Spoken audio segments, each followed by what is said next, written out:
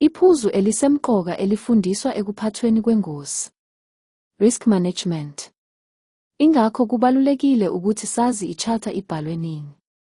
Ibhalwe ngesikhathi sobandlululo olukhulu nokucindezelwa kwabantu bomdabu ngohlelo lwabamhlophe. Imithetho yokuphepha kwemingcele kanye nokufuduka iqinile ngaleso sikhathi. Amazwe emhlabeni wonke aphokophelela ukuthanda izwe kubantu. Amazwe aphokophelela ukuzimisela nokuzimela kwezwe. Amanye amazwe ase-Afrika nasemhlabeni wonke aseyakhululwa. Ingakho kunesimo sethemba. Njengoba ubuholi bomdabu buzohambisa izimpilo ezingcono kubantu babo. Ukhiye wokuqashelwa. I-agenda yema-globalist inethonya elincane emazweni. Ngakho abacebile kakhulu, ama-multinationals abanawo amandla alinganiswa nezizwe. Ngaleso sikhathi, abomdabu baseNingizimu Afrika ngaphansi kwalolu hlelo lwenkohlakalo lwaseBrithani kanye nobandlululo olwaluphethe abomdabu. Izilwane, izinja zaziphethwe kangcono kunabomdabu. Ngaphansi kokucindezelwa okunjalo.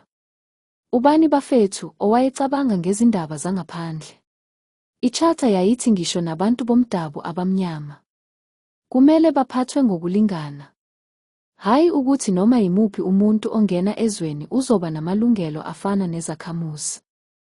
Lutho. Ongena eNingizimu Afrika unamalungelo afanayo nezakhamuzi. Lokhu amanga ukukhwabanisa kwabelungu, uMandela namakhodesa askari. Kumthethosisekelo bajika izinto bafaka lamanga. Kufana nokulindela amaPalestine aqhunyiswa ngamabhomu yi-Israel. Bebulawa nsuku zonke. Ukuthi babhale i-charter yenkululeko noma umthethosisekelo onikeza abantu bakwamanye amazwe ubuzwe obufanayo namaPalestina. Ivumela abantu bakwamanye amazwe ukuthi bathenge umhlaba futhi bazingenele emnothweni wezwe. Woza ndoda, vuka muntu vuka.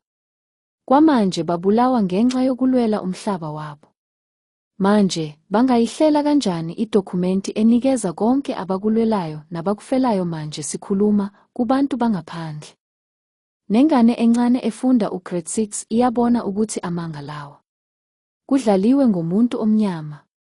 Sadayiswa futhi kungaqali. Joyina i-ecosystem ukuvikela iqiniso ezizukulwaneni ezilandelayo. Lamanga kufanele siwaqondise, siwavale manje. Usunawo amandla ukwenza lokhu kwi-ecosystem.